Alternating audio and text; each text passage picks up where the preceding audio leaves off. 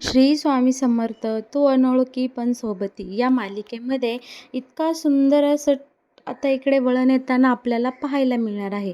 बरं का माझ्या लाडक्या तायांनो, इकडे समीरची आई अर्पिताची खूप काळजी घेते.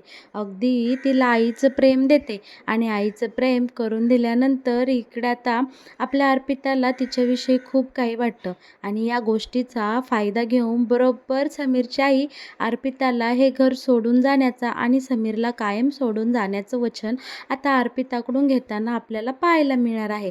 आणि आपल्या अर्पिता बिचारी आईच्या मायेसाठी आसुसलेली असते आणि या सगळ्या प्रेमापोटी ती आता इकडे निलांबरीला वचन देते सुद्धा आणि घर सोडून जाते. पण ही गोष्ट जेव्हा आपल्या समीरला कळते तेव्हा वटपौर्णिमेच्या दिवशी समीर बरोबर आपल्या अर्पिताचा कशा प्रकारे पुन्हा एकदा गृहप्रवेश करणार आहे हे पाहायला खूप छान मज्जा येणार आहे. बरं का माझ्या लाडक्या तायांनो, तुम्हाला जर हे सगळं काही कसं कसं घडणार आहे यापुढे मालिकेमध्ये हे जर जाणून घ्यायचं असेल तर तुम्ही हा व्हिडिओ शेवटपर्यंत पहा, म्हणजे तुमच्या सगळं काही इकडे लक्षात येऊन जाईल. आता इकडे मालिकेमध्ये समीरनी मनाशी अगदी पक्क केलेलं असतं की अर्पिता मॅडमला त्यांच्या आईची माया नक्की मिळवून द्यायची. मग आता समीर काय करतो, इकडे अर्पिताच्या आईची एक साडी घेऊन आलेला असतो आणि ती साडी छानपैकी इकडे अर्पिताच्या अंगावर पांघरतो. आता अर्पिताला जाग येते आणि ही साडी पाहून तिला खूप छान वाटतं आणि ती खूप खुश होते. तिला आठवते की ही साडी तिच्या आईची आहे. आता लगेच अर्पिता ती साडी तिच्या अंगावर पांघरते आणि आता अर्पिताचे डोळे भरून येतात आणि तिच्या आईच्या माहेरपणाच्या काही आठवणी आता इकडे तिच्या ताज्या झालेल्या असतात. तेव्हा आता समीरला ती काही बोलणार तर समीर बोलतो की तुम्ही अजिबात काही बोलू नका. आईची माया हवी होती ना, तुम्हाला आईची ऊब हवी होती ना, मग कसं वाटतंय तुम्हाला ही साडी बघून? तेव्हा अर्पिता बोलते, अगदी आईच्या कुशीमध्ये असल्यासारखं वाटते. आईची माया, आईची ऊब अंगावर पांघरली आहे असं मला वाटते.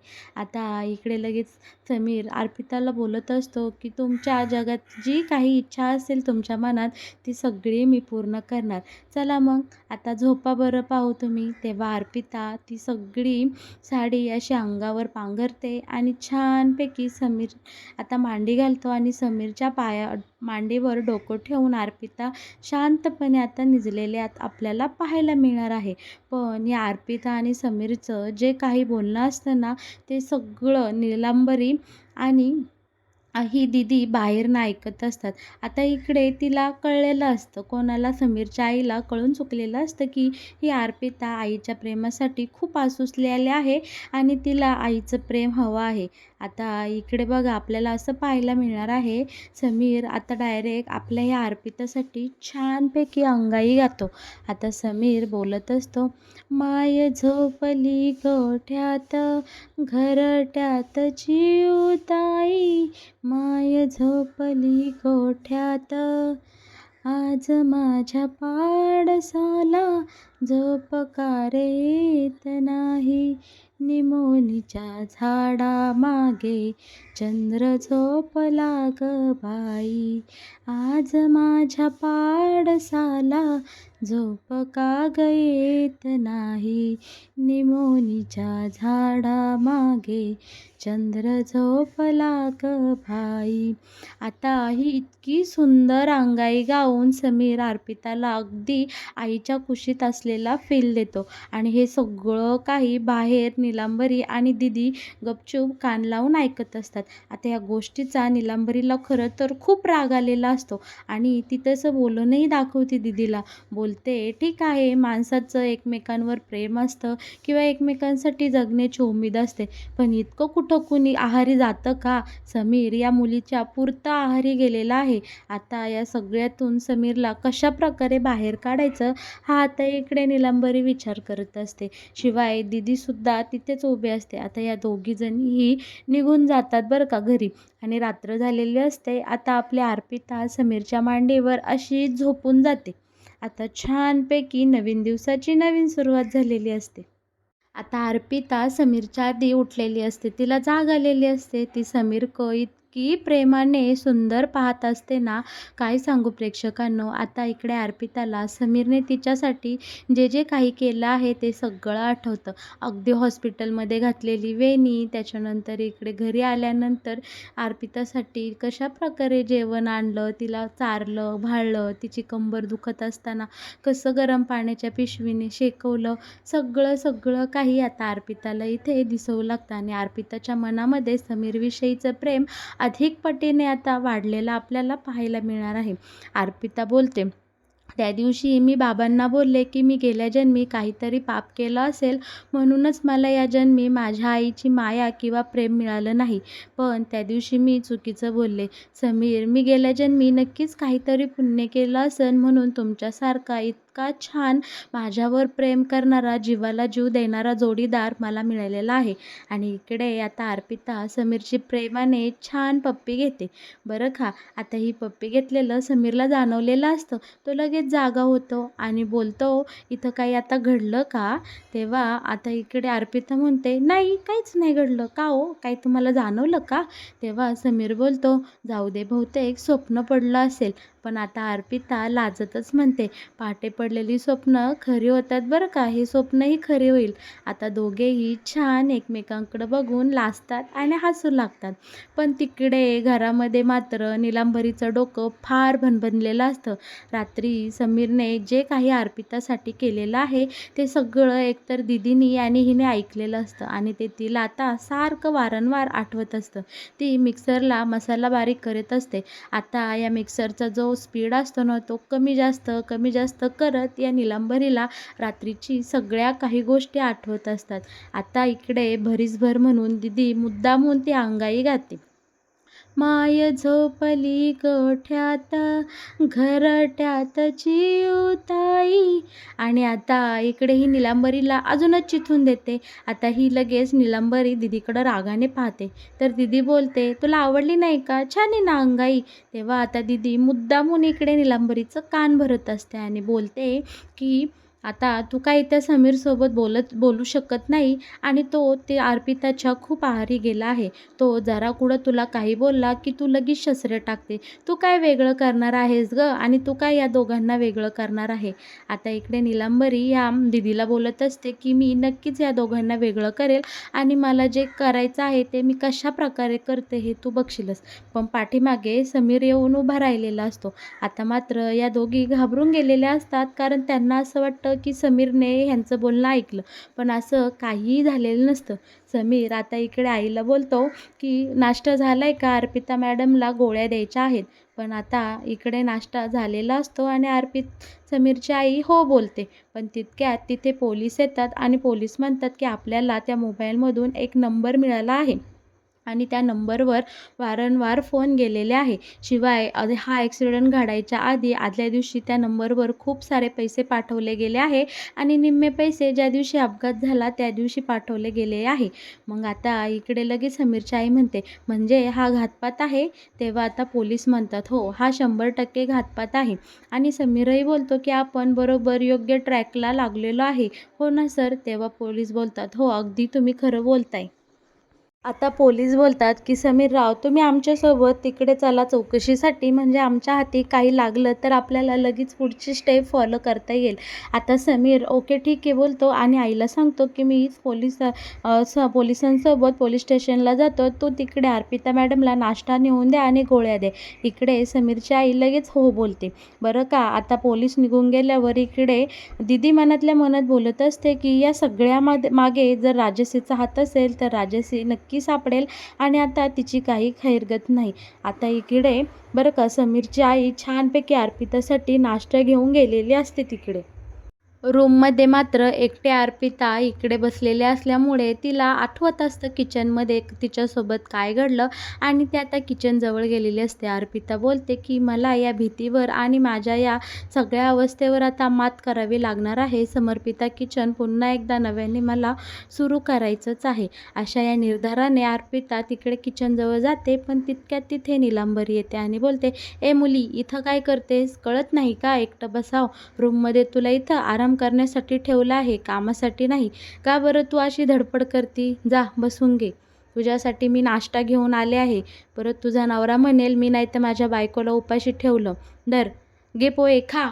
आणि हो, चारू का नाही तर मी? खाशीन ना हाताने? येतं ना तुला खाता? हे सगळं ऐकून इकडे अर्पिता खूप भारावून गेलेली असते आणि ती एकटक फक्त तिच्या सासूकडे पाहू लागलेली असते.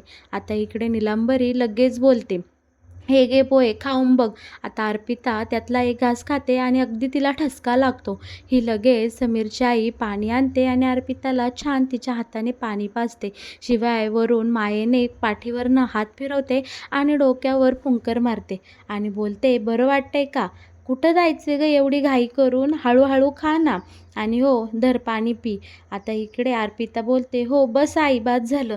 आणि इकडे अर्पिताने आता नीलांबरीला आई म्हणलेलं असतं आणि खरं तर हिच्या वागण्यामुळे आता अर्पिताला अगदी आईची माया आणि ऊब इकडे मिळून गेलेली असते. आता इकडे अर्पिताला पोहे देते, गोळ्या देते आणि बोलते, खाशील ना नीट? जाऊ ना मी आता? आराम करशील ना? अजिबात दुसरी काही धडपड करू नको. आणि ही प्लेट खाऊन झाली का इथं ठेव आणि धिवीत बसू नको. आराम कर, मी येईल नंतर न्यायला. आणि तुला काही लागलं ना तर मला फोन करून बोलावून घे, येते मी लगेच, कळलं का? असं आता इकडे छानपैकी समीरची आई अर्पिताची काळजी करत असते आणि तिच्याशी प्रेमाने बोलते. हे सगळं पाहून आपली अर्पिता मात्र खूप भारावून गेलेली असते. तिला अगदी तिची आई तिच्यासोबत बोलते असं वाटत असतं. बरं का आता प्रेक्षकांनो, इकडे समीरची आई जेव्हा रूमच्या बाहेर येते तेव्हा इथे दीदी उभी असते आणि दीदी बोलते की आई, तुझं हे काय चाललंय नक्की? तू इतक्या प्रेमाने का वागतेस या अर्पितासोबत? आणि तू इतकं तिला मायेने आणि प्रेमाने बोलत होती, खाऊ घालत होती, असं वाटत होतं की अगदी तिची आईच आहे. आता इकडे समीरची आई दीदीला बोलते, तुलाही वाटलं ना? अगदी हुबेहूब वाटलं ना? हो, मग मी आता अर्पिताची आईच होणार आहे. कारण मला जे साध्य करायचं आहे ते प्रेमानेच होऊ शकतं, रागाने किंवा द्वेषाने नाही. मी अर्पिताला तिच्या आईची ऊब आणि माया देणार आहे. कारण अर्पिता तिच्या आईच्या प्रेमासाठी आणि मायेसाठी खूप आसुसलेली आहे आणि ती जागा आता मी भरून काढणार आहे. जेणेकरून मी अर्पिताकडं एखादी गोष्ट मागितली तर अर्पिता मला कधीही नाही म्हणणार नाही. कारण कुठलीही मुलगी आपल्या आईला एखादी गोष्ट देताना कधीच नाही बोलत नाही. आता इकडे अर्पिताची सासू बोलत असते की बघ आता मला हवं ते कशा प्रकारे घडतंय ते. आणि आता इकडे दीदीच्याही सगळा काही डाव लक्षात आलेला असतो आणि या दोघीही मायलिकी एकमेकींक बघून खूप हसतात आणि एकमेकींना अशा इशारे करत असतात. बरं का आता समीरच्या आईने जे काही ठरवलेलं असतं अगदी त्याप्रमाणे ती वागत बोलतही असते. तिने अर्पिताच्या आयुष्यातली तिच्या आईची कमी अगदीच भरून काढलेली असते.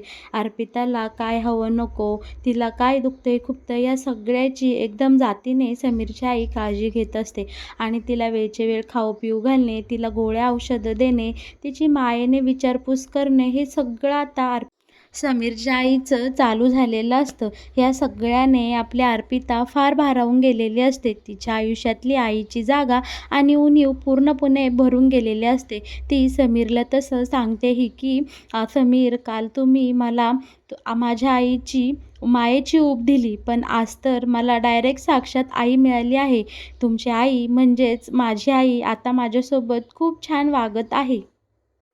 त्या माझी खूप मायेने विचारपूस करतात, मला खाऊ पिऊ घालतात, माझ्या गोळ्या औषधांच्या वेळा सांभाळतात. हे सगळं पाहून मला खूप छान वाटत आहे हो समीर. असं वाटतंय की जर माझ्या एका अपघाताने माझ्यासोबत इतक्या साऱ्या चांगल्या गोष्टी घडणार होत्या तर हा अपघात मी आधीच कधीतरी मागून घेतला असता. पण इकडे समीर बोलतो की असं बोलायचं नाही अर्पिता मॅडम, गप्प बसा. जे काही झालं ते होऊन गेलं आहे, पण या सगळ्यातून खूप चांगल्या गोष्टीही घडत आहेत. त्याच्याकडे तुम्ही लक्ष द्या आणि तुम्ही लवकरात लवकर बऱ्या व्हा पाहू. आता आपल्याला आपलं समर्पिता किचन लवकरात लवकर चालू करायचं आहे. आता इकडे अर्पिताच्या मनामध्ये एक नवीन उमेद जागी झालेली असते आणि आता इकडे अर्पिता बरोबर बरी व्हायला लागलेली असते. पण बरं का प्रेक्षकांनो, या सगळ्यामध्ये आता नीलांबरी तो दिवस अर्पिताच्या आयुष्यात आणते. आता गोड गोड बोलून नीलांबरीने अर्पिताकडे एक वचन मागितलेलं असतं. समीरची आई अर्पिताला बोलते की तुझं समीरवर खूप प्रेम आहे ना गं बाळा? हो, कारण माझा समीर तसा लाखात एक आहे आणि तू सुद्धा काही कमी नाही. तू तर खूप गोड मुलगी आहे. मला खरं तर तुमच्या दोघांचा जोडा खूप आवडतो. अगदी लक्ष्मी-नारायणासारखा जोडा आहे. पण अर्पिता, बाळा, तुझं हे असं भाजलेला चेहरा आणि विकृत झालेलं शरीर पाहून माझ्या समीरच्या मनाला खूप यातना होत असतील गं. माझं समीर कधी तुला बोलून दाखवणार नाही, पण तुझ्यावरच्या प्रेमापोटी तो सगळं काही कायम सहन करीन आणि तुझ्यासोबत संसारही करतील. पण उद्या तुम्हाला मुलं-बाळं झाली आणि तुझ्या मुलांनी तुला विकृत आई म्हणून बोललं तर हे मला आवडणार नाही. मला या गोष्टीचा खूप त्रास होईल. बाळा, तू सुद्धा खूप चांगली आहेस गं मनानी, पण तुझ्या या चांगुलपणामुळे माझ्या समीरच्या आयुष्यात खूप वाईट गोष्टी पुढे जाऊन घडणार आहे. त्यापेक्षा मी तुला एक आईच्या हक्काने आणि आईच्या मायेने सांगते, तू समीरच्या आयुष्यातून कायमची निघून जा. समीरला एकटं सोड. तुझं आयुष्य तू पुन्हा नव्याने एकदा सुरू कर. तुझ्या गोळ्या औषधांचा जो काही खर्च असेल तो मी स्वतः करेल आणि हो, तुला मी कधीही अंतर देणार नाही. तू माझी कायमच मुलगी म्हणूनच राहशील आणि तुला काही दुखलं, खुपलं, तू लगेच मला फोन करून सांग. मी त्यात लगेच दुसऱ्या क्षणी तुझ्यापाशी हजर असेल. आता इकडे समीरच्या आईचा डाव अगदी सफल झालेला असतो. गोड गोड बोलून तिने अर्पिताकडनं बरोबर वचन घेतलेलं असतं आणि अखेरीस अर्पिता समीरच्या आयुष्यातून कायमची निघून गेलेली असते. अर्पिता आता घर सोडून निघून जाते. समीरला न सांगता ती निघून जाते.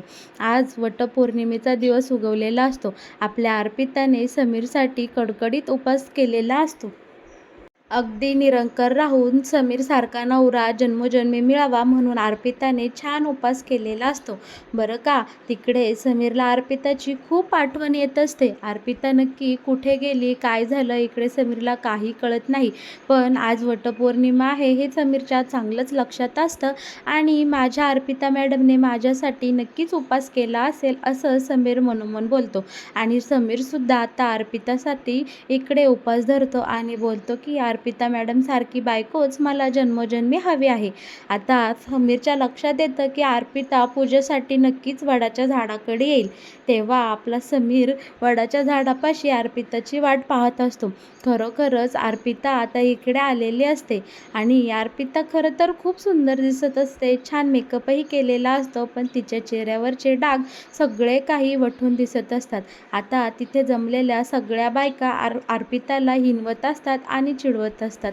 बोलत असतात की असला विद्रूप चेहरा असलेली बायको कोणत्या पुरुषाला 7 जन्म पाहिजे नसेल. कशासाठी तू उपास करते गं? समीरला सोडून तर तू गेली आहेस ना, मग कशाला उपास करते? पण तितक्यात समीर तिथे येतो आणि या बायकांना चांगलंच सुनावतो. बोलतो की मनाचं सौंदर्य बघा जरा, तुमचं हे वरवरचं सौंदर्य एक दिवस ना एक दिवस गळून जाणार आहे. तुम्ही सगळ्या जणी म्हाताऱ्या होणार आहे. मग तुमच्या नवऱ्याला तुम्ही अशा आवडणार आहात का? नाही ना. त्यामुळं सौंदर्य ही काळाची संपत्ती असते आणि मनाने जुळलेलं नातं हे अखंड काळ चालू असतं. त्यामुळे माझ्या अर्पिता मॅडमला कुणीही एक शब्दाने बोलायचं नाही. आता समीर अर्पिताला मस्तपैकी उचलून मिठीमध्ये घेतो आणि दोघेजणही एकोप्याने छान वडाला फेरे मारतात आणि ही वटपौर्णिमा साजरी करतात. आता बाकी तिथे जमलेल्या सगळ्या बायका समीर आणि अर्पितासाठी जोरदार टाळ्या वाजवतात आणि आमचं चुकलं म्हणून अर्पिताची अगदी क्षमा मागतात. अर्पिताही त्यांना मोठ्या मनाने माफ करते. आता इकडे समीर अर्पिताकडून वचन घेतो की या वटपौर्णिमेच्या मुहूर्तावर तुम्ही मला एक वचन द्या. 7 जन्म काय, जन्मोजन्मी तुम्ही माझ्यासोबत अखंड राहसाल. आता इकडे अर्पिता ही खूप भावूक झालेली असते आणि समीरला वचन देते. आणि आता समीर बोलतो, अर्पिता मॅडम चला आपण आपल्या घरी जाऊयात. पण आता इकडे अर्पिताला आईला दिलेलं वचन आठवतं. पण अर्पिता समीरच्या प्रेमासाठी ते वचन मागे सारते आणि समीरसोबत घरी जायला निघते. आता समीर आणि अर्पिता दारामध्ये उभे असतात. त्यांना पाहून इकडे नीलांबरीला अजिबात आनंद झालेला नसतो. पण समीरच्या तोंडावर इकडे नीलांबरी तिला खूप आनंद झाला आहे असं दाखवते आणि अर्पिताचं मोठ्या थाटामध्ये घरामध्ये पुन्हा एकदा गृहप्रवेश करून घेते. छानपैकी इकडे आता आपली ही नीलांबरी अर्पिताला पंचारतीने ओवाळते आणि समीर अर्पिताला दोघांनाही ओवाळून घरामध्ये घेते. मग प्रेक्षकांनो, तू अनोळखी तरीही सोबती या मालिकेमध्ये येणारं हे नवीन वळण तुम्हाला आवडलं का? या मालिकेमध्ये येणारे असेच नवनवीन अपडेट जर तुम्हाला सगळ्यात आधी पाहायचे असतील तर तुम्ही आपल्या या चॅनेलला नक्की सबस्क्राईब करा. आणि हो, तुम्ही येणारे हे नवनवीन व्हिडिओ पहा, लाईक करा आणि शेअर करायला अजिबात विसरू नका. अशा प्रकारे पुन्हा एकदा खूप थाटामाटामध्ये अर्पिताचं या समीरच्या घरामध्ये मस्तपैकी स्वागत झालेलं आपल्याला पाहायला मिळणार आहे.